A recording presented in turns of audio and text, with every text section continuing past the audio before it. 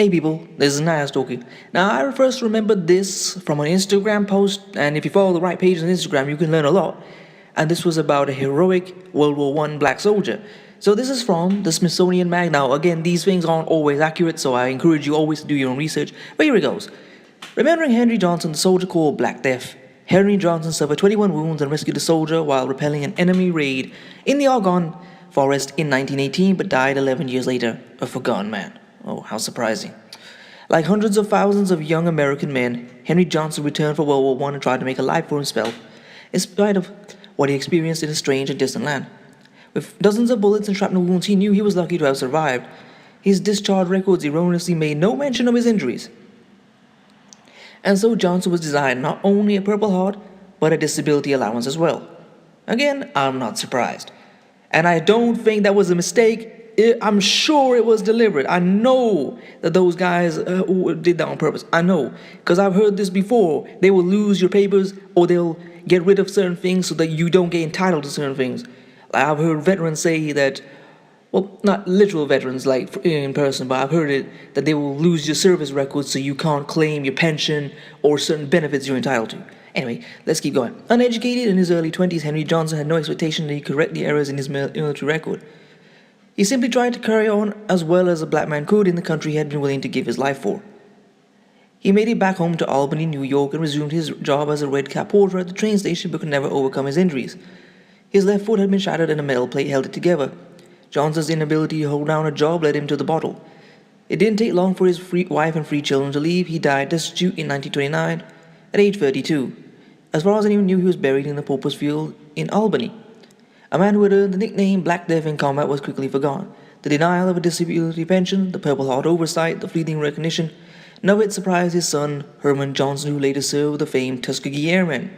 A lineage of heroes. The younger Johnson knew all about Jim Crow, second-class citizenship, and a systematic denial of equal rights to black Americans. In 2001, 72 years after Henry Johnson's death, a great and unlikely mystery was revealed to the soldier's estranged son.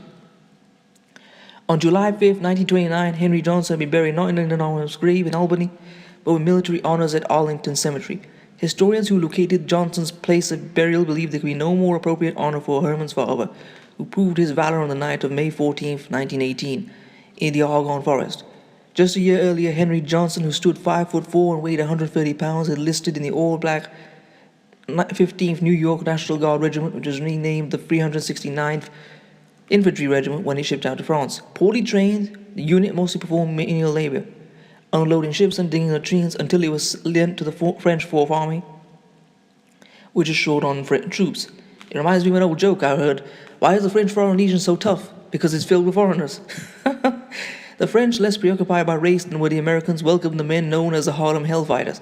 The Hellfighters were sent to Outpost 20 on the western edge of the Argonne Forest in France's Champagne region, and Private Henry Johnson and Needham Roberts from Trenton, New Jersey were given French helmets, French weapons, and enough French words to understand commands from their superiors. The 2 American soldiers were posted on sentry duty on the midnight to 4 a.m. shift. Johnson thought it was crazy to send untrained men out at the risk of the rest of the troops. He later told a reporter, "Of course, they didn't value your life. You were a black guy. As far as they were concerned, you weren't even human." But he told the corporal he'd tackle the job. He and Roberts weren't on duty long when German snipers began firing at them. After the shots rang out, Johnson and Roberts lined a box of grenades in their dugout to have ready if a German raiding party tried to make a move. Just after 2 a.m., Johnson heard the sniping and clipping of wire cutters on the perimeter fence and told Roberts, "Run back to the camp to let the French troops know there was trouble." Johnson then hurled a grenade towards the fence, which brought a volley of return gunfire from the German as well as enemy grenades. Roberts didn't get far before he decided to return to help Johnson fight, but he was hit with a grenade and wounded too badly in his arm and hip to do any fighting. Johnson had him lie in the trench and hand him grenades which the Albany native threw at the Germans.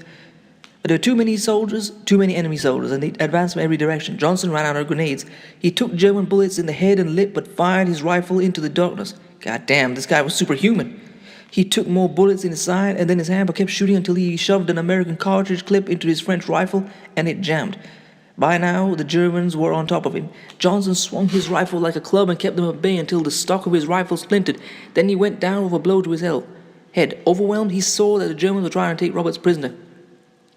The only weapons Johnson had left was a bolo knife, so he climbed from the ground and charged, hacking away at the Germans before they could get a clean shot at him. Each slash meant something, believe me, Johnson later said. I wasn't doing exercise, let me tell you. He stabbed one German in the stomach, felled the lieutenant, and took a pistol shot to his arm before driving his knife between the ribs of a soldier who had climbed on his back. Johnson managed to drag Roberts away from the Germans, who retreated as they heard French and American forces advancing. When reinforcements arrived, Johnson passed out and was taken to a field hospital. Where was I? By daylight, the carnage was evident. Johnson had killed 4 Germans, wounded an estimated 10-20.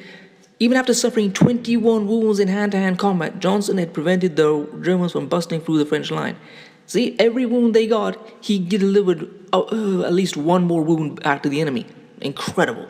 Man, this guy was superhuman.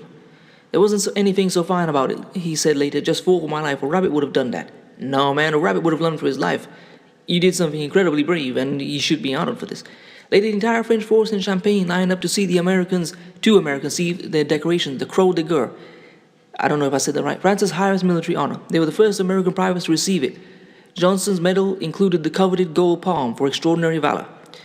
In February of 1919, the Harlem Hellfighters returned to New York for a parade of Fifth Avenue, sorry about that, where thousands lined up to cheer for a regiment that had amassed a record of bravery and achievement.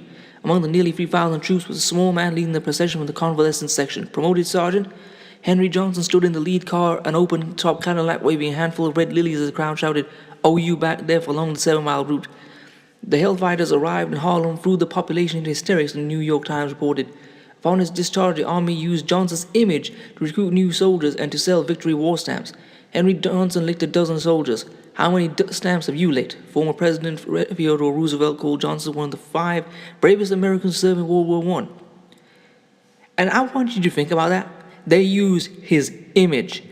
They use his image to recruit more soldiers. And then I want to keep reading and then we'll get to this. But by mid-1920s, Johnson's difficulties were catching up with him, and he declined until his death in 1929. Once they examined Johnson's records and read press accounts of his return to the United States, historians from New York Division of Military and Naval Affairs suspected that Johnson might have been buried at Arlington, but microfilm records indicated only that a William Henry Johnson was buried there. It was until administrators requested the paper files they learned there was data entry error. It was indeed Henry Johnson who was buried at Arlington. Though his son was surprised to learn that Johnson had not been buried in a pauper's grave, the soldier's family was even more surprised to learn there had been a ceremony at Arlington with full honors. Learning my father was buried in the place of national honors, he can be described in just one word: joyful. Herman Johnson said as he stood at his father's grave in 2002, "I am simply joyful." I wanted to say something. Okay? Oh, it was joyful. Now, I'm sure for his family that was good. We keep saying this. They disrespect these men in life. Henry Johnson's life was ruined. You know, his injury stopped him having a job. It caused his wife and his children to leave him. He died of alcoholism and despair. They used his image to recruit soldiers. That's how much he was honored. Yet he didn't get no money for that. No money.